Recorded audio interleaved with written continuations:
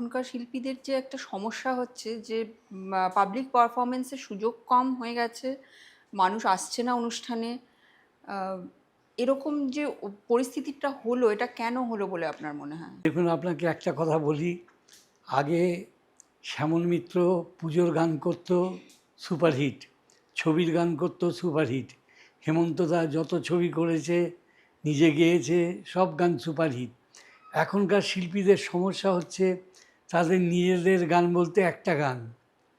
আপনি কাউকে নিয়ে যান, সে একটা গান হয়তো দুবার রিপিট করবে কি তিনবার রিপিট করে গাইবে। বাকি গানটাকে সেই মান্না দে, নয় হেমন্ত মুখোপাধ্যায়, নয় শ্যামল মিত্র, এদের গানই গাইতে হবে।